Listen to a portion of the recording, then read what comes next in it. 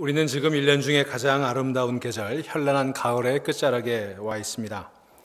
산의 나무들은 아름다운 빛깔로 불타고 있죠. 그러나 어떤 잎들은 벌써 갈색으로 퇴색해서 땅에 떨어져 뒹굴고 있는 것들도 있습니다. 가을은 이처럼 우리에게 서로 다른 두 개의 정서를 가져다 주는 것 같습니다. 여름 햇볕이 내려 쪼일 때 플라타너스나 포플러나 오크추리 같은 화렵수가 얼마나 기세가 당당했습니까? 그런데 가을바람이 불어오니 잎이 좁고 못난 소나무, 전나무 같은 침엽수보다 위세당당하던 화렵수가 먼저 그 잎이 떨어지는 것을 볼 수가 있습니다. 참으로 위풍당당함이라는 것이 이렇게 짧은 건가요? 푸른 계절이란 이렇게 덧없는 것일까요? 풀은 마르고 꽃은 시든다는 진리를 인간은 어찌 모르는지 모르겠습니다. 머지않아 겨울이 와서 산천에 흰눈이 덮이면 아름다운 빛깔들은 모두 흰눈에 덮여 심판을 받게 될 것을 우리는 왜 종종 잊는 것일까요? 그래서 가을은 결실의 계절이면서 동시에 조락의 계절이고 풍요의 계절이면서 동시에 비감과 우수의 계절입니다. 가을은 종교적 계절이고 어떤 재촉의 계절입니다.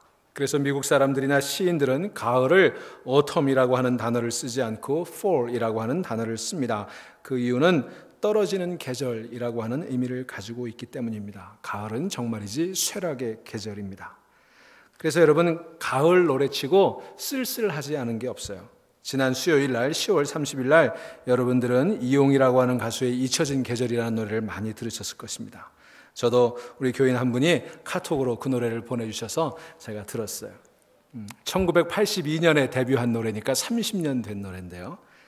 해마다 이제 다 잊혀진, 그 가사처럼 잊혀졌다가 제목처럼 잊혀졌다가 10월 31일만 되면 다시 살아나는 노래예요. 참 가수들은 좋아요. 노래 한 곡 히트하면 30년을 그거 가지고 계속 할 수 있어요. 설교는 매주 새로운 걸 해야 되는데 아무튼 가을 노래치고 다 쓸쓸하지 않은 노래들이 없습니다. 여러분, 한자에 가을 추자라는 게 있죠. 그 가을 추자 밑에다가 마음 심자를 쓰면 뭐라고 발음하죠? 근심수라고 합니다. 다시 말하면 가을의 마음은 근심이다, 그런 뜻인 것 같습니다.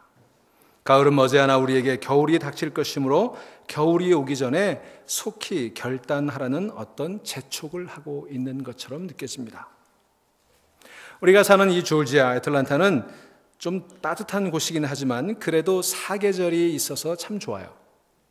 사계절이 뚜렷할수록 사람들은 계절의 흐름을 알게 되고 사계절이 뚜렷한 지역에 사는 사람들에게 역사의식이 강하다고 하는 것을 우리는 발견할 수가 있습니다. 그런 의미에서 요즘 들어 미국 사람들이 자꾸 사계절 없는 플로리다나 사던 캘리포니아나 텍사스로 이주하는 건 별로 바람직한 현상은 아닌 것 같아요.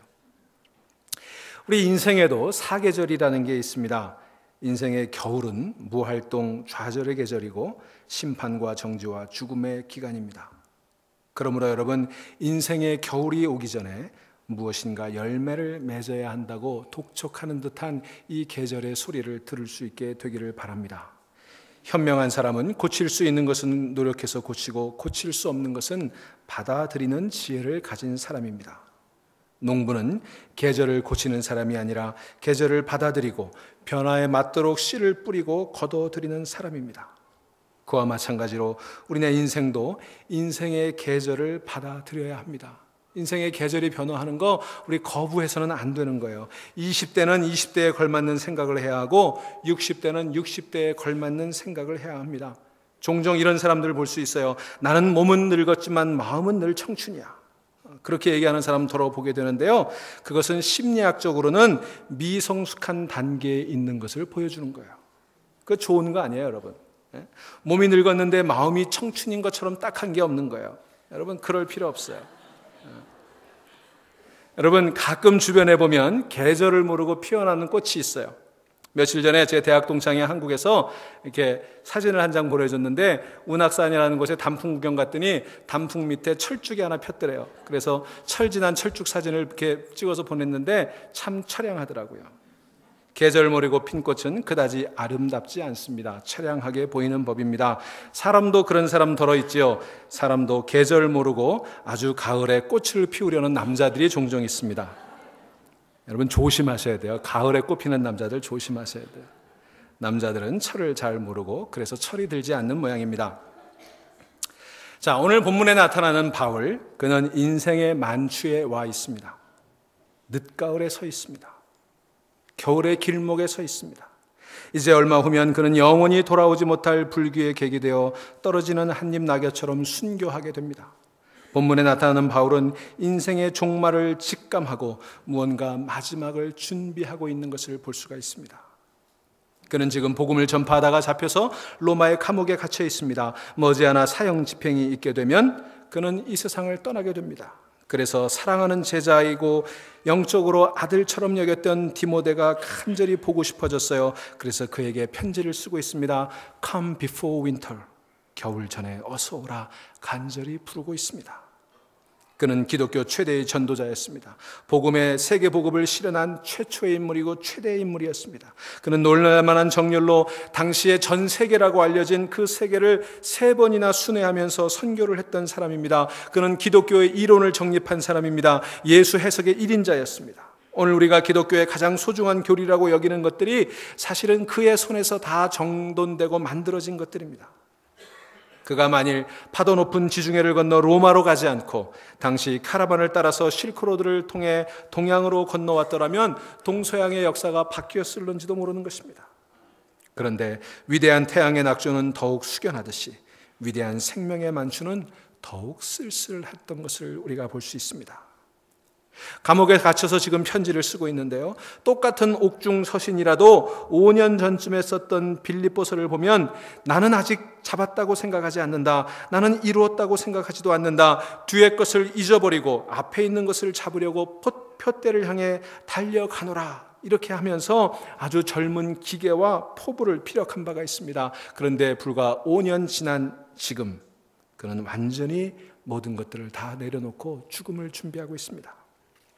디모데후서 4장 6절로 7절에 보면 나는 모든 것을 다 쏟아부었다. 나는 세상을 떠날 때가 되었다. 나는 선한 싸움을 다 싸웠고 나는 인생에 달려갈 길을 다 달리고 믿음을 지켰다. 이제 내게는 의의 면류관이 기다리고 있을 뿐이다. 이렇게 하면서 인생의 끝을 그는 말하고 있는 것을 볼 수 있습니다. 70이 넘은 노사도 자신이 감옥에서 풀려날 가망성은 없고 이제 순교할 날은 가까워오는데 자기 옆에 있던 사람들은 다 떠나버리고 말았습니다. 사람이 늙으면 젊은이가 그리워지는 법입니다. 그에게 죽기 전에 꼭 만나고 싶은 사람이 둘이 있었습니다. 하나는 디모데였고 또 하나는 마가였습니다. 일생을 그리스도를 위해서 결혼 생활도 포기하고 그에게 약속된 유대교 대학자로서의 명예도 다 포기하고 매맞고 투옥당하고 집 없이 방랑하고 사막을 헤매고 바다에 빠지고 굶주리고 목마르고 노동과 고역에 시달리고 추위에 떨곤 했던 그 불쌍한 바울, 그 자신의 표현에 따르면 만물의 때같이 세상의 찌꺼기같이 대접을 받았던 그 바울은 말년이 되어서 오히려 고독하게 감옥에서 지내고 있습니다. 도대체 그 이유가 뭘까? 악인은 호화롭게 살다가 죽을 때 장례식 행렬도 긴데 선인은 어렵게 살다가 왜 외롭고 쓸쓸하게 죽어야 하는 걸까요? 나라의 독립을 위해 모든 고난을 마다하지 않았던 독립운동가들은 평생을 고생하다가 말년에 고문 후유증과 가난으로 쓸쓸하게 죽어가는데 민족 정계와 양심을 팔아먹은 자들은 자자손손 대물림을 하면서 권력과 부를 누리며 떵떵거리고 사는 이 세상은 도대체 어찌 되는 영문일까요? 왜 하나님은 아직도 젊어서 유능하게 일할 수 있는 사람들을 그렇게 일찍 데려가시는 걸까요? 왜 하나님은 착하고 선한 마음 가지고 살던 사람 오래오래 살게 하지 못하고 갖은 고생하고 살다가 살만해지니 병들어 죽게 하는 걸까요? 그래서 죽음은 역시 그의 삶의 내용, 삶의 업적과는 관계없는 하나의 불가사의이고 하나님이 결정하실 하나의 신비로 우리 앞에 남아있는 것 같습니다. 하나님은 바울을 마지막 순간까지 외롭게 만드셔서 이 세상 그 누구도 사랑하지 않고 그 누구도 의지하지 않고 오직 그리스도만 사랑하고 의지하게 하시려는 그런 마음이 있었던 걸까요? 아니면 하나님은 역사의 대인물의 말로를 비참하게 만들므로 말미암아 섣불리 그리스도를 따르겠다고 나서는 젊은이들에게 너희들은 화려한 꿈을 꾸어서는 안 된다고 하는 큰 교훈을 주시려는 그런 뜻을 숨겨 가지고 계시는 걸까요? 저 잘 모르겠어요.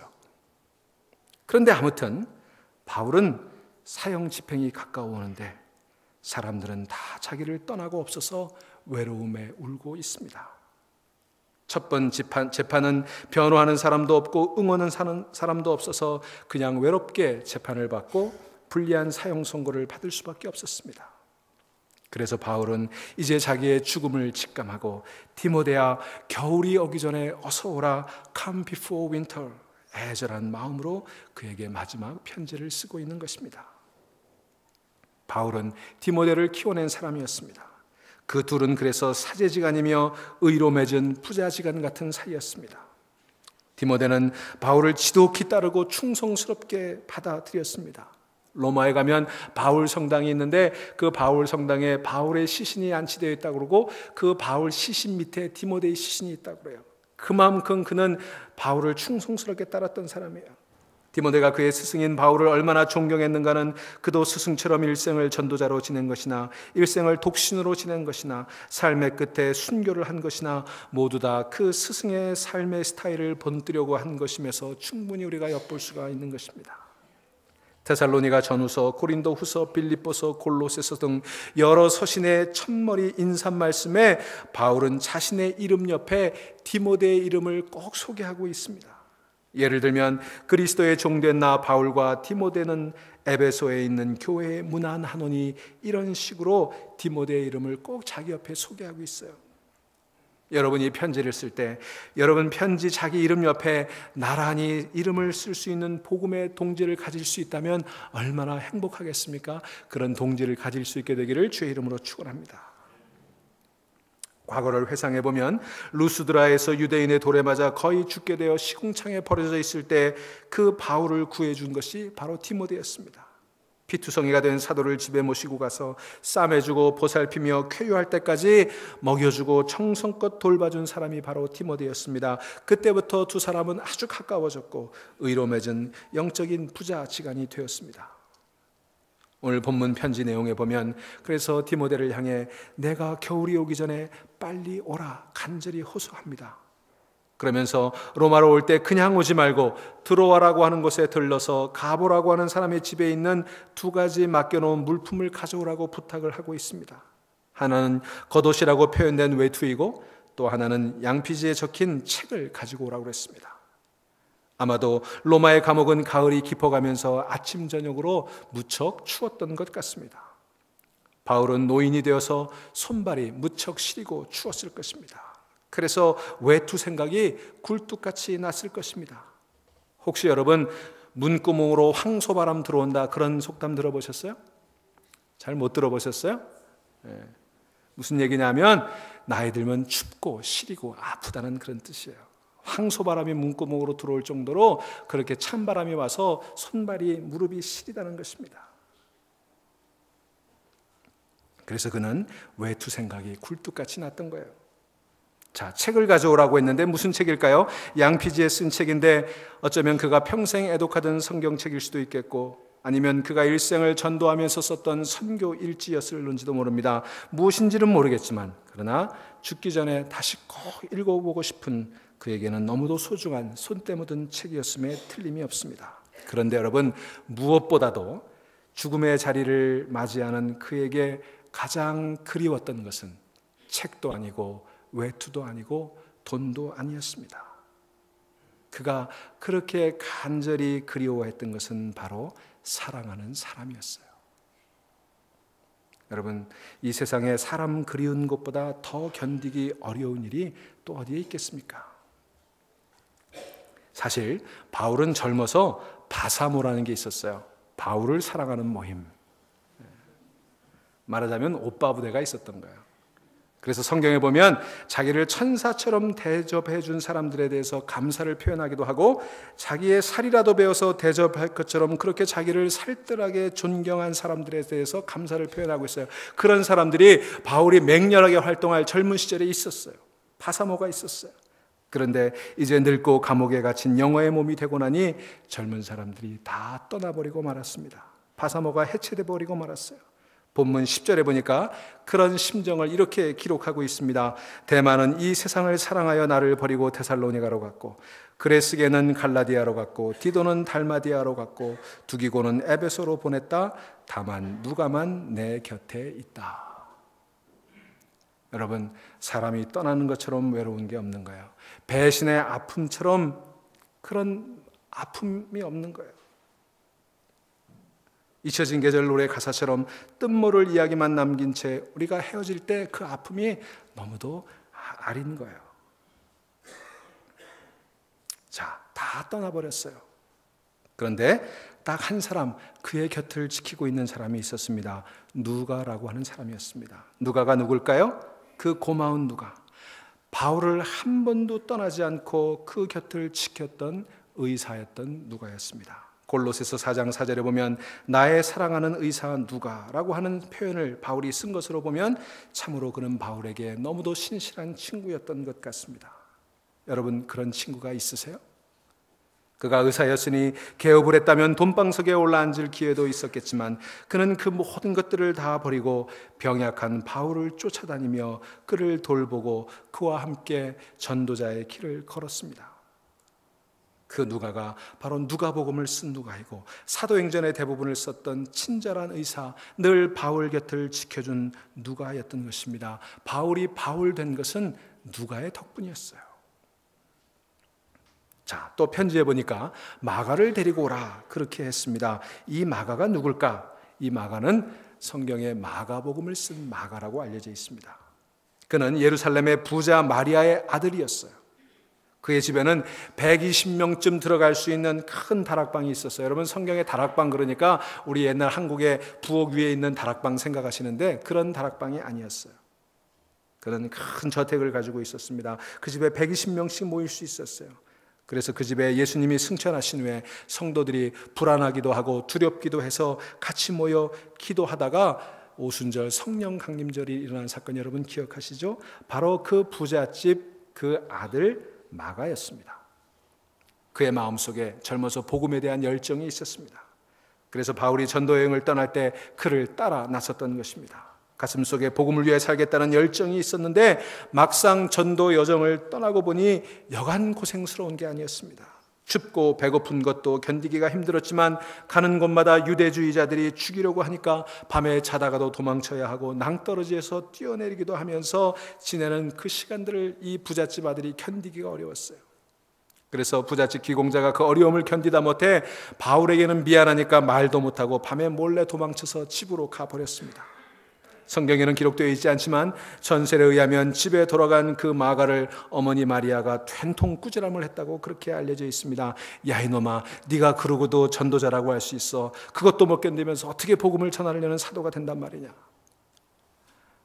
공부하다가 돌아온 한석봉을 향해 호통을 쳤던 어머니처럼 그렇게 호통을 쳤던 귀한 어머니 그 가르침에 마음을 고쳐먹고 마가는 다시 충성스러운 복음 전도자가 되었다고 그렇게 알려져 있습니다. 그런데 이 마가를 전도 여행에 다시 데리고 갈 것인가 하는 문제를 놓고 바울과 동역자였던 바나바 사이에 불화가 생겼어요. 바울이 이 마가의 친척이었던 바나바에게 호통을 칩니다. 네 조카 그따위가 어딨어? 그래서 둘이 논쟁을 하죠. 바나바는 다시 한번 어린아이니까 기회를 주고 다시 한번 데리고 가자 그렇게 주장을 했고 바울은 그럴 수 없다고 그렇게 주장하다가 둘이 갈라섰어요. 그 갈라선 건 참 안타까운 건데 놀라운 것은 그렇게 갈라져서 더 많은 지역에서 두 사람이 복음을 전할 수 있었다고 하는 것입니다. 그 뒤에 마가는 회심을 하고 오랫동안 베드로를 따라다니며 그의 통역관으로 수고했습니다. 베드로는 갈릴리 바닷가에서 고기를 잡던 그런 배움이 짧은 사람이었기에 당시 국제 언어였던 히라보를 말할 수가 없었습니다. 그래서 마가가 함께 다니면서 통역도 해주고 사역을 함께 나누면서 마가복음이라는 귀한 복음서를 썼던 거예요. 자, 그런 마가의 소식을 바울은 간간히 듣고 있었습니다. 이제 바울은 죽기 전에 그 마가가 보고 싶어졌어요. 그와 화해하고 싶어졌습니다. 자기가 죽은 후에도 자기가 하지 못한 복음 전파를 위해 최선을 다해달라고 부탁을 하고 싶었던 모양입니다. 그래서 그 마가를 데리고 오라고 디모데에게 호소하고 있습니다. 자, 그런데 디모데를 향해서 어서 오라고 얘기하면서 겨울 전에 오라, come before winter라고 했던 중요한 이유가 있었습니다. 그 당시는요, 이 지중해를 배를 타고 항해하는데 지금처럼 이런 엔진이 달린 배가 아니지 않습니까? 돛을 달아 항해하던 바람을 이용하는 시절이었기 때문에 지중해 겨울이 되어서 유라굴로라고 하는 편서풍이 불면 거센 풍랑으로 인해 항해가 불가능하게 되었기 때문에 그 겨울이 오기 전에 빨리 오라는 것이었습니다. 바울 자신도 한 2년 전에 그레데 섬에서 로마로 올 때 뒤늦게 배를 타고 겨울 지중해를 항해하다가 유라굴로 때문에 죽다 살아난 적이 있는 거 여러분 기억하시죠? 그런 경험을 한 터여서 더욱 그는 디모데에게 겨울이 되기 전에 서둘러 오라고 호소했던 것 같습니다. 그렇다면 여러분, 디모데가 그 호소를 듣고 곧바로 갔을까요? 저는 그가 곧바로 바울을 찾아갔을 거라고 생각합니다. 성경에 보면 그런 것들을 암시하는 대목들이 나와요. 그는 이 편지를 받고 곧 스승의 종말을 직감하고 당장 에베소를 출발해서 드로아를 들러서 곧바로 로마로 간 것 같습니다. 거기서 스승이자 영적인 아버지였던 바울의 사형장까지 가서 장엄하고 순교한 순교의 순간을 그는 함께 했습니다. 그리고 울면서 그 스승의 시신을 그의 손으로 매장한 것으로 알려져 있습니다. 그는 하마터면 스승의 순교 장면을 놓칠 뻔했습니다. 여러분, 이런 일들이 누구에게나 일어날 수 있다는 거 아세요? 지금 당장 하지 않으면 영영 주어지지 않는 기회들이 있습니다. 일생 동안 딱 한 번밖에 주어지지 않는 그런 일들도 있습니다. 지금 놓치면 다시는 돌아오지 않는 그런 일들도 있습니다. 우리 주변에는 당장 내년 봄이 오기 전에 이 세상을 떠날 분들이 있을지도 모릅니다. 그 사람들이 우리의 부모님일 수도 있고 우리의 친구일 수도 있고, 아니 나 자신일 수도 있어요. 인간은 같은 물에서 두 번 다시 목욕할 수 없듯이 인생을 짧고 세월은 빠른 법, 시간이라는 거리에는 스탑 사인이 없습니다.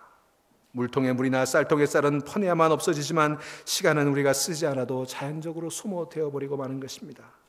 그리고 그것은 내일을 위해 저축할 수가 없는 것입니다. 이제 곧 겨울이 오고 그렇게 되면 금년 한 해가 지나가 버리겠죠. 잃어버린 돈지갑은 혹시 다시 찾을 수 있을지 모르지만 잃어버린 시간, 잃어버린 기회는 다시 찾을 수가 없는 것입니다. 여러분, 가을은 1년 중 가장 아름다운 계절이에요. 그러나 동시에 가장 짧고 가장 슬픈 비감의 계절이기도 합니다. 그래서 시인 보들레르는 낙엽지는 가느다란 소리를 관에다가 못질하는 큰 소리로 들었다고 합니다. 봄에 사랑하지 못하는 사람은 목석이요, 가을에 종교적인 명상을 하지 못하는 사람은 바보인 것입니다. 요한 슈트라우스는 봄의 소리에서 생명에 약동하는 소리를 들었다고 하지만 저는 이 가을에 가을이 지나가는 소리 속에서 다음에 세 가지 음성을 듣습니다. 첫째로 가을의 소리에서 겨울이 오기 전에 인간이 되라는 음성을 듣습니다. 겨울 전에 사람다운 사람이 되라는 음성 말입니다.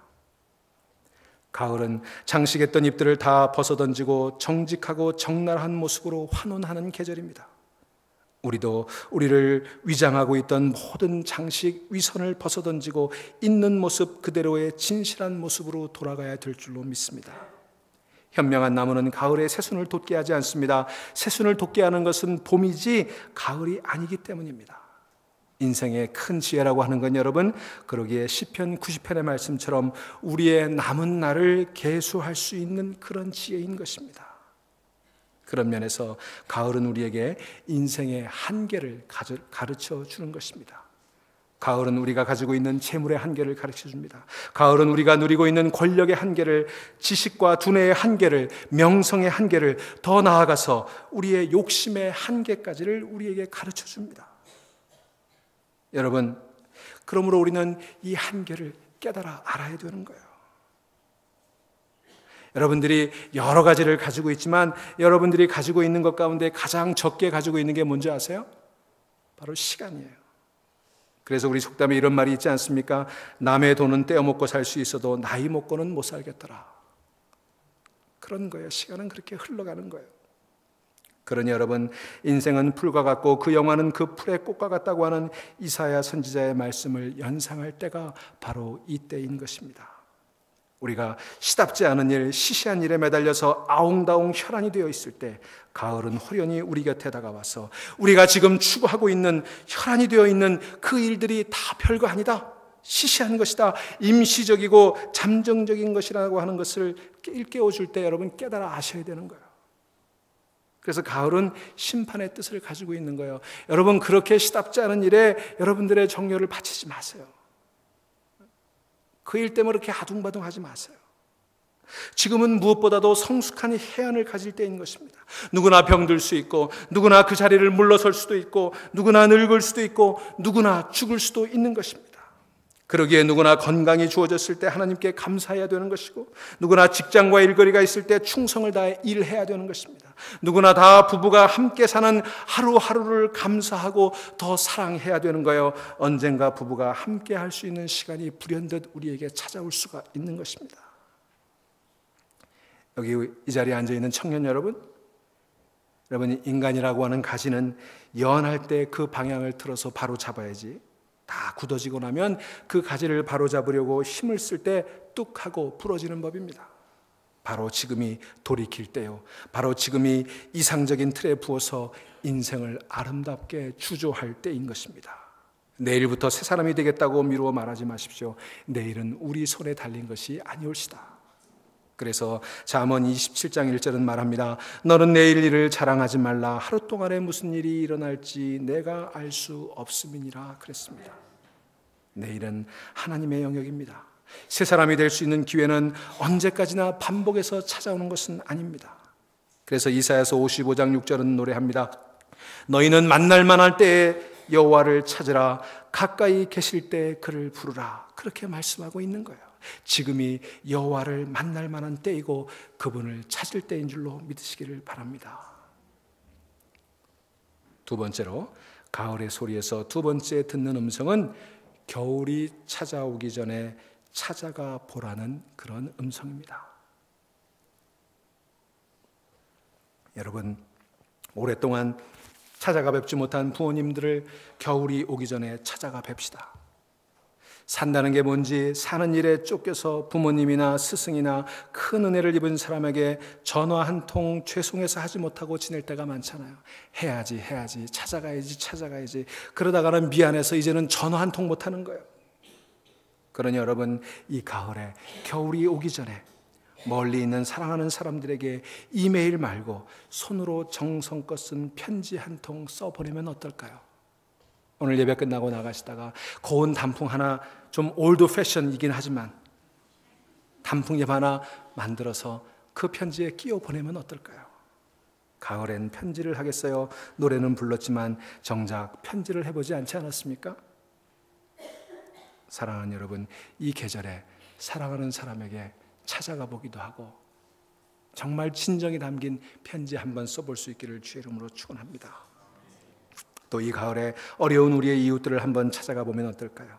혼자서 가기 어려우면 교회에서 가는 다운타운 홈리스 사역에 한번 참여해 보시면 어떻겠습니까? 저들이 우리에게 이 가을에 한번 다녀가라고 손짓하고 있는 것 여러분 느껴지지 않으세요? 여러분, 한번 이 시간에 상상을 한번 해봅시다. 이런 일이 벌어졌다면 어떨까요? 디모데가 바울의 편지를 받고 바쁜 나머지 이 핑계 저 핑계 늑장을 부렸습니다. 우리가 바쁘듯이 디모데도 얼마나 바빴겠어요? 그래서 이 일 저 일 정신없이 하다가 아차 싶어 로마로 가는 배를 타려고 서둘러 트로아 항구로 내려갔는데 이미 로마로 가는 늦가을 마지막 배가 떠나버렸습니다. 봄까지 배가 떠날 수 없다는 소리를 듣고 그는 안타까운 마음에 겨울을 지냅니다. 발을 동동 구르며 겨울이 지나기를 기다리다가 첫 봄이 와서 첫 배가 떠날 때 그는 서둘러 배를 탔습니다. 그리고 로마에 도착해서 바울이 갇혀있던 로마의 감옥으로 달려갑니다. 그런데 이게 웬일입니까? 감옥은 비어있고 간수장이 바울의 몇 가지 유품을 디모데에게 전해주며 이렇게 말합니다. 당신이 디모데요? 그 노인 당신을 무척 기다렸지.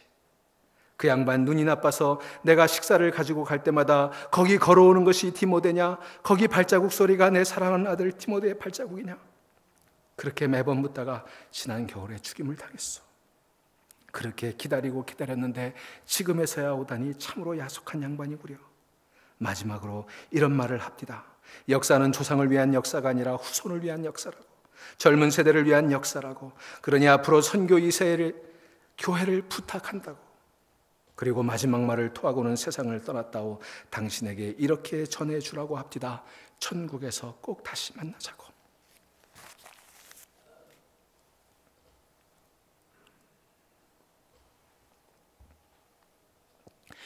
여러분, 만일 이런 일이 일어났다고 한번 상상을 해봅시다. 얼마나 가슴 아프고 통탄할 일이었겠습니까? 우리 주변에도 우리 사랑을, 우리 우정을 갈구하는 사람들이 있습니다. 그들은 애타게 우리가 와주기를 기다리고 있습니다. 여러분, 늦었다고 생각하십니까? 늦었다고 생각할 때가 가장 빠를 때인 것입니다. 그러니 여러분, 이 가을의 소리에서 지금 어서 오라, 겨울 전에 오라는 우리 사랑하는 사람들의 음성을 듣기를 바랍니다. 마지막으로 저는 이 가을의 소리에서 금년 가을 내가 나에게 보여줄 열매가 무엇이냐고 묻는 그리스도의 음성을 듣습니다. 나무도 곡식도 다 결실을 맺는데 너는 이 가을에 나에게 보여줄 열매가 무엇이냐? 우리 주님 물으세요. 열매 맺지 못하는 나무는 도끼에 찍혀서 불에 던져올 것이다. 예수님 경고하지 않으셨습니까? 요한복음 15장에 우리가 열매를 많이 맺으면 하나님께서 영광을 받으실 것이라 말했습니다. 어떻게 하면 우리 인생의 열매를 많이 맺을 수 있을까요? 요한복음 15장이 우리에게 가르쳐 주시는 말씀에 의하면 가지가 나무 둥치에 붙어 있듯이 우리가 그리스도에 붙어 있어서 그리스도가 내 안에 계시고 그리스도의 내 말씀이 내 안에 살아계시고 내가 그리스도 안에 있으면 우리 인생은 많은 열매를 맺을 수 있게 될 것입니다. 사랑하는 여러분, 여러분에게 묻습니다. 금년에 성령의 열매를 많이 거두셨습니까? 금년에 사랑의 열매를 얼마나 맺으셨어요? 화평과 희락과 오래 참음과 자비와 양성과 충성과 온유와 절제의 열매는 얼마나 맺으셨습니까? 여러분, 혹 금년에 용서의 열매를 맺어보셨습니까? 우리의 마음을 아프게 한 그 사람, 우리의 명예를 실추시킨 그 사람, 우리에게 몹쓸 짓을 한 그 사람, 우리 돈을 떼어먹은 바로 그 사람, 우리는 용서의 열매를 맺었나요? 이번 가을에 여러분이 우리가 우리에게 죄 지은 자를 우리가 용서한 것 같이 우리의 죄를 용서하옵소서 하는 주님의 기도를 드릴 수 있는 그런 사람들 될 수 있기를 축원합니다. 용서하고 상쾌한 마음으로 다시 출발해 보심이 어떨까요? 오늘 본문에 보면 바울도 그를 떠난 사람, 그에게 해코지했던 사람 다 용서하고 있습니다. 사랑하는 여러분, 만사에는 때가 있습니다. 심을 때가 있고 심을 것을 거둘 때가 있는가 하면 한편으로 심지도 못하고 거두지도 못할 때가 불현듯 찾아오게 될 것입니다. 가을은 거두는 때, 뿌린 대로 거두는 때입니다. 가을은 준비의 계절입니다. 감과 사과는 가을의 단맛을 몸속에 듬뿍 저장합니다. 국화는 서리가 오기 전에 부지런히 서둘러 아름다운 꽃을 피웁니다. 곰과 개구리는 동면을 준비합니다. 그렇다면 여러분은 이 가을에 무엇을 준비하고 계십니까? 여러분은 여러분 영혼 속에 단맛을 저장하고 계십니까? 이제 머지않아 북풍이 몰아닥칠 텐데 봄이 올 그날까지 버틸 믿음의 기름을 저축해 놓으셨습니까? 봄이 오는 그날까지 살을 내는 추위를 이길 소망의 씨앗을 여러분 마음속에, 여러분 심령 속에 심어 두었습니까? 사랑하는 여러분, 머지않아 스산한 겨울이 우리에게 찾아올 것입니다. 그러니 겨울이 오기 전에 밤잠 자지 말고 기나긴 편지를 한번 써보십시다. 겨울이 오기 전에 시를 한 편 써보십시다. 겨울이 오기 전에 밤새워 책을 한번 읽어봅시다. 겨울이 오기 전에 사랑한다고 사랑을 한번 고백해 봅시다. 겨울이 오기 전에 미안하다는 말 한번 해봅시다. 겨울이 오기 전에 이러저런 이유로 미뤄두었던 결혼식을 하루빨리 얼렁뚱땅이라도 해치워 버리십시다. 여러분, 형제와 화해하지 못하고 가을을 맞이한 사람이 있습니까? 겨울이 오기 전에 형제와 화해의 손길을 한번 잡아보시면 어떨까요? 여러분, 이 교회 저 교회 다니면서 아직 교회를 정하지 못한 분이 있습니까? 겨울이 오기 전에 내 영혼을 책임질 교회를 정해 보시면 좋겠습니다. 여러분, 세례받은 지 오래되었는데 성경 한번 읽어보지 못한 사람이 있습니까? 겨울이 오기 전에 한번 성경을 읽어보십시오. 여러분, 직분을 받은 지 오래되었음에도 전도 한 사람 해보지 못한 사람들이 있습니까? 겨울이 오기 전에 헤매고 있는, 방황하고 있는 영혼 한 사람 주님 전으로 인도해 보시면 어떨까요? 여러분, 무엇보다도 겨울이 오기 전에 내 영혼의 문을 노크하고 계시는, 문 밖에 서 계신 예수님을 향해 문을 열어드리면 어떻겠습니까? 지금은 깊은 가을의 한복판에 와 있습니다. 묵상하십시다.